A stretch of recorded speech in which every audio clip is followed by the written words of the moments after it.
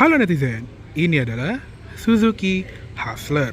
Nah, ini merupakan sebuah kei-car asal Jepang yang beda dengan kei-car biasanya yang modelnya tuh MPV.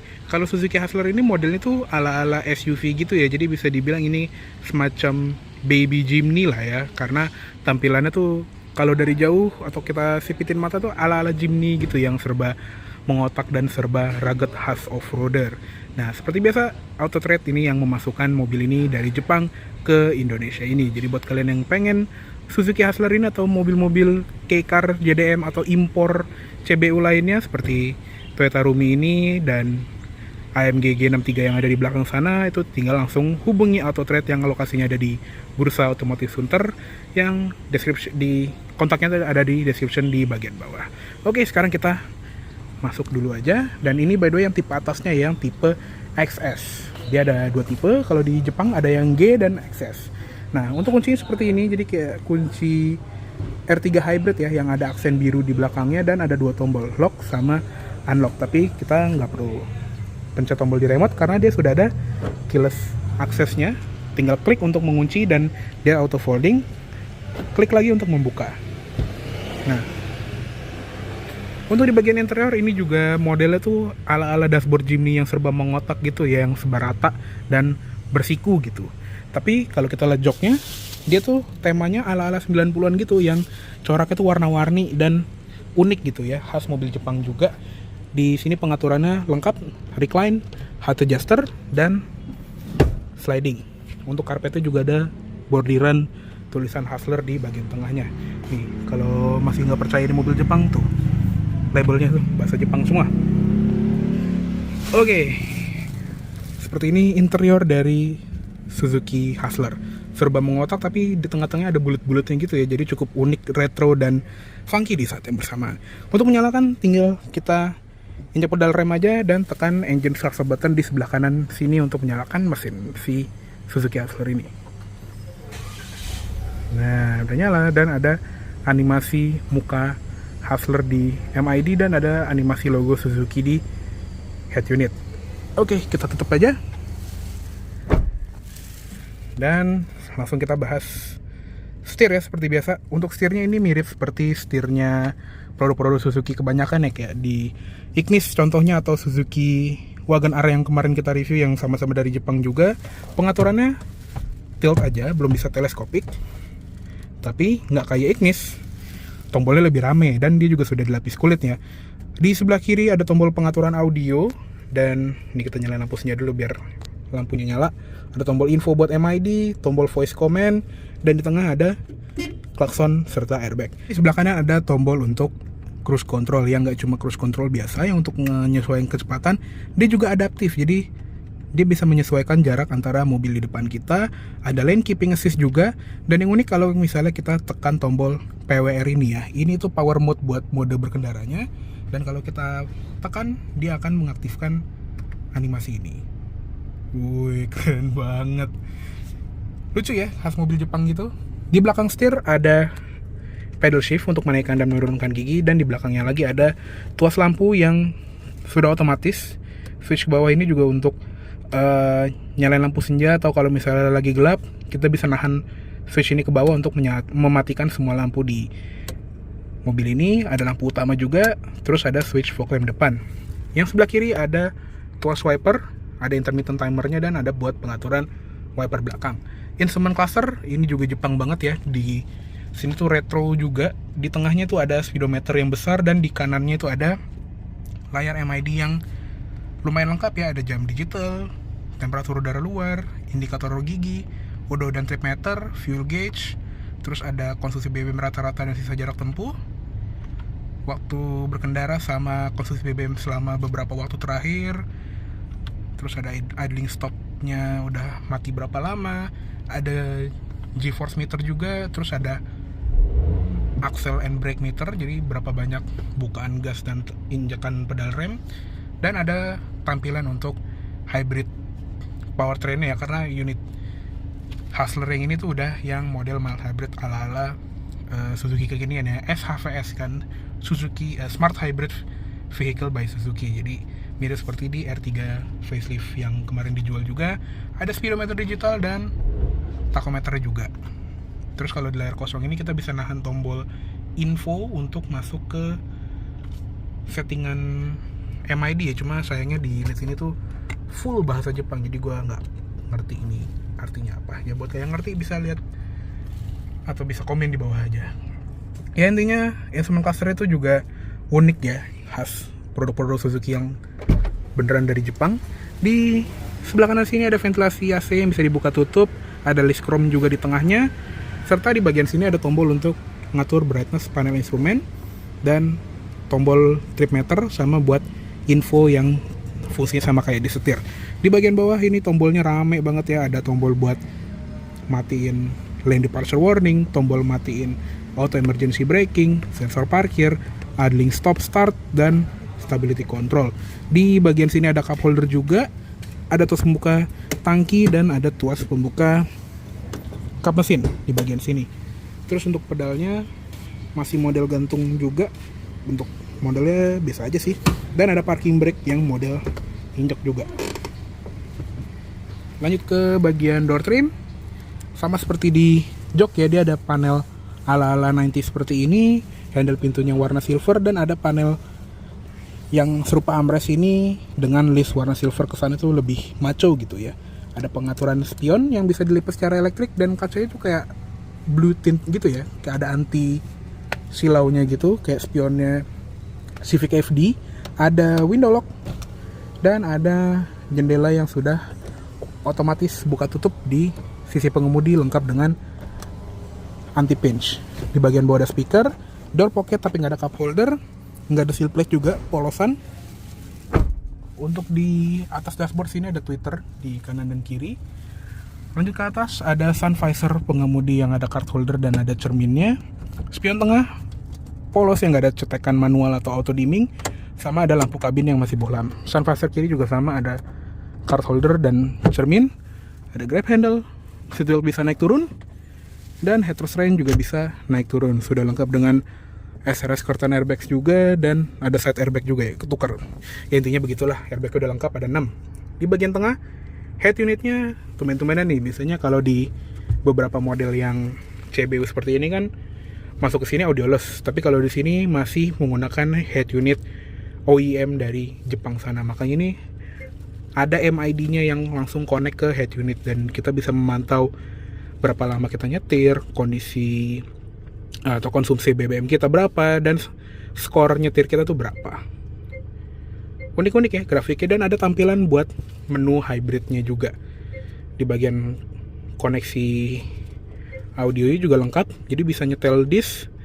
Di sini ada input disknya, TV, FM, AM, Bluetooth, ada smartphone link lengkap dengan Apple CarPlay dan Android Auto yang wireless. Jadi nggak perlu colok-colok kabel lagi sebetulnya. Untuk TV juga ini TV Jepang sih.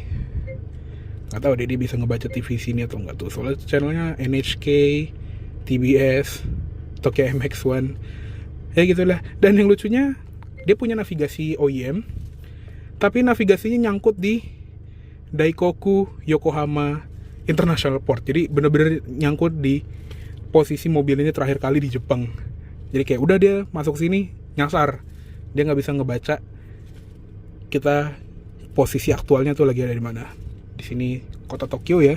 Dan dia juga ada kamera 360 derajat yang startup screen itu kayak kamera 360-nya Toyota ya.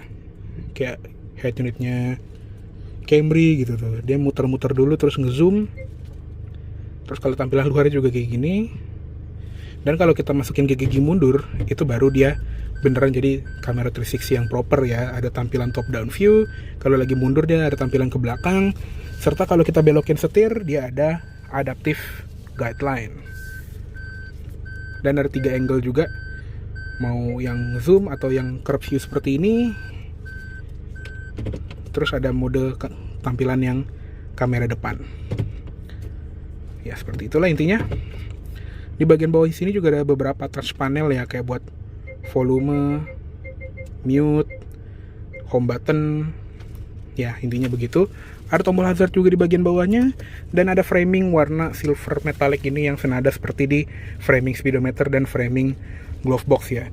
Di bagian bawah ada AC-nya, dia single zone automatic climate control, jadi tinggal pencet auto aja, nanti dia akan menyesuaikan fan speed tergantung suhu yang kita pilih. Paling panasnya itu di 32,5 derajat, jadi lengkap dengan heater ya, wajar lah karena mobil ini kan dari Jepang yang ada 4 musim. Dan paling dinginnya di 17,5 derajat. Ada fan speed di sebelah kiri, sirkulasi udara, mode AC, off, auto, defogger depan belakang, dan ada defogger spion juga ternyata. Serta arah AC juga lengkap, bisa ke muka, ke kaki, dan ke kaca depan. Ada tempat penyimpanan di samping sini. Terus untuk tuas transmisi seperti ini, lurus aja. Dia transmisinya CVT dengan mode manual yang tadi ada di pedal shift. Di bagian bawah sini ada port USB buat koneksi ke head unit atau ngecharge. Di bagian bawah ada pemanas jok ya untuk kedua jok depan, tapi cuma satu level aja. Ada power outlet 12 volt dan ada 2 buah USB power outlet lagi buat ngecharge gadget. Tadi ya di sini ada karpet dengan bordiran Hustler di tengahnya. Terus untuk di bagian sebelah kiri ada glove box bawah serta glove box atas yang tutupnya ini bisa berfungsi sebagai tray kecil dengan beban maksimal 1,5 kg. Jadi buat naruh handphone gitu ya, misalnya kita lagi berhenti buat nonton drama Jepang itu bisa banget di sini. Di bagian bawah ada center console yang ada cup holder dan ada tempat penyimpanan panjang. Jadi bisa nyimpen tas gitu mungkin atau majalah, tinggal taruh di tengah aja. Oke. Cukup segitu aja untuk di bagian kabin depannya dari Suzuki Hustler Hybrid XS ini. Ya, sekarang kita lihat ke kabin belakangnya. Oke, sekarang kita lihat ke kabin belakangnya dari Suzuki Hustler ini. Nah, untuk di kabin belakang ini juga lega banget ya, karena selain kabin yang mengotak, dia tuh bisa fleksibel jok belakangnya. Jadi dia nggak cuma direbahin tapi bisa dimaju mundurin juga. Nah, ini kalau di posisi paling mundur, ini adalah posisi berkendara gue, tinggi gue 170 cm, ada sejengkal lebih. Ini tuh banyak banget ya. Sedangkan kalau di posisi paling maju, masih ada 4 jari setengah, mungkin 5 jari ya. Jadi overall di belakang sini, ruang kabinnya berlimpah. Nggak perlu S-Class, nggak perlu Alphard. Beli ini aja, mundurin jok belakangnya udah enak. Oh ya, hampir lupa, karena tadi diplastikin, jok pengemudi itu ada armrest yang bisa diturunkan. Di belakang jok pengemudi ada seat back pocket, tapi yang di sebelah kiri unik ya, dia nggak ada seat back pocket tapi ada tray kecil dengan 2 buah cup holder, beban maksimal 2 kg. Dan di bagian bawah dari jok penumpang depan itu ada baterai lithium ion untuk sistem hybridnya Suzuki yang mild hybrid itu ya. Jadi tempat penyimpanan aja serupa dengan si R3 hybrid. Nah, ini juga ada tali kecil yang baru gue nyadar. Ini kayaknya tali untuk ngelipet si ini ya. Kayaknya dia punya tempat penyimpanan yang serupa dengan si Karimun Wagon R ya. Jadi ini kita kedepanin dulu. Nah, ini kalau udah ke depan gini, oh iya benar, dia punya tempat penyimpanan tambahan yang ini juga bisa dicopot. Jadi kalau mau belanja tinggal ambil tray-nya ini aja, bisa deh kita belanja. Dan kalau udah selesai belanja, tinggal tutup dudukan bawahnya, nggak kelihatan dari luar. Oke, lanjut ke review yang di belakang. Nggak ada sunroof, jadi plafonnya standar aja. Ada grab handle di kanan dan kiri, dan ada 1 buah lampu kabin di belakang sini yang berfungsi sebagai lampu bagasi juga sih ya. Nah, untuk di jok sebelah kiri, ini adalah posisi yang paling tegak dan paling maju. Ini kontrasnya lumayan banget loh. Ini paling rebah, bisa rebah segini, dan yang paling tegak segini. Benar-benar fleksibel, praktis, khas mobil Jepang. Tapi dia tuh bukan 5-seater ya, dia 4-seater karena di belakang ini cuman bisa 2 orang aja. Tetap ada ISOFIX dan ada seatbelt 3 titik juga di belakang sini. Untuk di bagian door trim, nah beda sama yang di depan, di belakang sini nggak ada panel fabriknya, tapi tetap ada handle pintu yang ada aksen silvernya dan ada jendela belakang yang full turun sampai habis. Di bagian bawah ada speaker serta ada door pocketnya juga. Oke. Kayak cuma segitu aja untuk di bagian kabin belakang dari Suzuki Hustler ini. Ya, sekarang kita turun aja dan kita cek eksteriornya. Oke, sekarang kita lihat ke ruang mesinnya dari Suzuki Hustler 2022 ini. Nah, untuk mesinnya, di unit ini dia menggunakan mesin 660 cc 3 silinder turbo. Jadi biasanya kalau Suzuki itu kan yang hybrid itu nggak ada turbonya, tapi entah kenapa yang ini ada turbonya. Karena kalau kita lihat ke exhaust manifoldnya itu di sana itu kelihatan ya ada turbonya. Jadi udah ada turbo hybrid pula. Jadi tenaganya sih ya nggak bisa dibilang banyak, pas-pasan kayak car biasa ya, 64 PS dan torsi 100 Nm, tapi akselerasinya untuk bodi yang sekecil ini harusnya bisa lebih cepat lagi ya, mengingat ya tadi dia turbo dan dia ada sistem mild hybridnya. Jadi selain kencang akselerasinya, dia juga irit ya. Untuk transmisi tadi CVT aja, untuk yang generasi kedua ini belum ada yang manualnya, dan ada pilihan front wheel drive atau all wheel drive. Tapi unit ini dia front wheel drive ya, nggak ada gardan belakangnya. Untuk row mesin ya lumayan rapi walaupun belum dicat. Warna bodi untuk cupnya udah ada peredam dan ada stiker-stiker ini yang masih bahasa kanji. Oke, yuk kita tutup aja. Oke, untuk tampilan eksterior dari Suzuki Hustler ini tuh benar-benar beda ya dibandingin K-Car pada biasanya. Jadi biasanya kan kalau K-Car itu kan ala-ala MPV ya, ngotak tapi bukan ngotak SUV. Dia mengotak untuk memanfaatkan ruang kayak MPV sliding door biasa. Tapi kalau di Suzuki Hustler ini malah mengotak ala-ala SUV yang rugged gitu ya. Jadi bener kalau orang bilang tuh banyak yang nyebut si Hustler ini sebagai mini Jimny karena ya emang mirip banget, dari lampunya yang sama-sama bulat, bumpernya yang sama-sama ngotak, bahkan dari aksen roof rail di bagian atasnya itu yang padahal Jimny aja nggak punya, itu bener-bener kayak mini Jimny atau baby Jimny gitu. Lucu ya, beda banget sama K-Car biasanya. Dan kalau kita lihat lampunya ini juga lucu, retro, unik. Dia LED proyektor dengan ring LED untuk lampu senja dan DRL-nya, dan kalau nyala itu jadi kayak mobil yang di belakang itu sih. Fan-nya masih bolam tapi fog lamp sudah LED. Di depan sini juga ada kamera depannya untuk sistem kamera 360-nya, dan bumpernya juga unik ya, dia kayak ada aksen warna putih yang senada seperti di atap dan spion. Di balik spion tengah ini juga ada dua stereo kamera untuk memantau kondisi di depan untuk sistem adaptive cruise control dan active safety lainnya. Lanjut ke samping, untuk yang tipe XS ini dia velgnya alloy ya, sedangkan yang tipe G itu dia kaleng. Kalau yang di sini dia menggunakan ban berukuran 165/60 R15, rem depan disc brake, di belakang tromol sudah lengkap dengan ABS, EBD, brake assist, traction control, stability control, dan hill start assist. Dan kalau diperhatiin mirip seperti velg mobil yang lumayan famous ya di sini, tapi emang perasaan gue aja sih. Lanjut ke samping, ada black cladding khas SUV, dan di bagian fender depan sini ada emblem hybrid karena tadi ya dia ada sistem mild hybrid khas Suzuki. Untuk spion dia nempelnya di pintu, bukan di pojokan pilar, dan ada lampu sen serta kamera di bagian bawah. Dapat talang air langsung dari Jepang juga, jadi talang airnya JDM, dan ada roof rail yang lumayan kokoh sih. Tuh, digoyangin dikit aja satu mobil langsung goyang gitu. Di bagian pilar D sini juga unik ya, jadi kayak atapnya tuh turun ke bawah, jadi kesannya tuh kayak atapnya Jeep yang bisa dicopot, padahal dia emang warnanya aja yang nyatu ke pilar belakang. Rem belakangnya tadi tromol. Untuk di belakang masih sama, mengotak juga, jadi bener-bener kayak Jimny lah dari belakang sekilas gitu ya. Untuk lampunya sih emang beda sama Jimny yang dia horizontal di bawah, dia vertikal seperti ini aja dengan lampu sen dan lampu mundur yang bohlam, tapi lampu remnya LED titik. Di bagian emblem di belakang ada emblem Suzuki pastinya, dan ada emblem Hustler serta ada emblem hybrid di bagian bawahnya. Untuk kamera mundurnya juga tersimpannya rapih di balik di sebelah handle pintu ini dengan tombol keyless access juga di belakang. Bumper belakang itu juga ada aksen yang sewarna atap ya, jadi nggak full hitam polos dengan reflektor di kiri kanan. Ada lampu plat nomor yang masih bohlam juga, dan ada mufflernya di sebelah kanan. Untuk di kaca belakang ada wiper, defogger, high mount stop lamp, dan antenanya tuh dia short pole yang offset di sebelah kanan.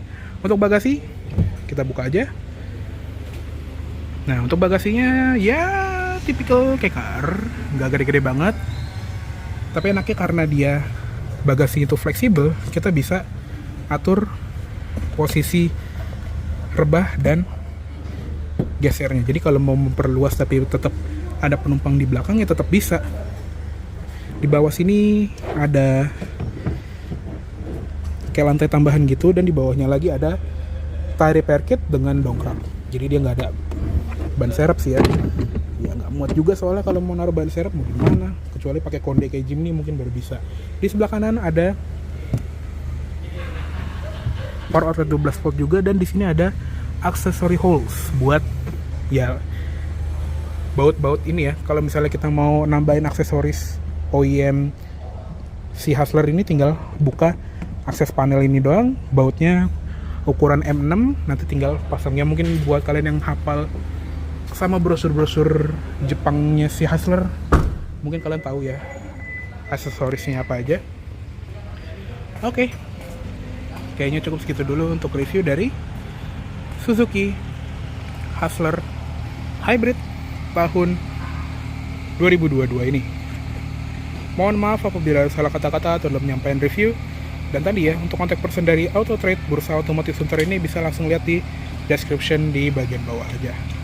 Oke, terima kasih banyak telah menonton. Sampai jumpa di video selanjutnya. Jangan ugal.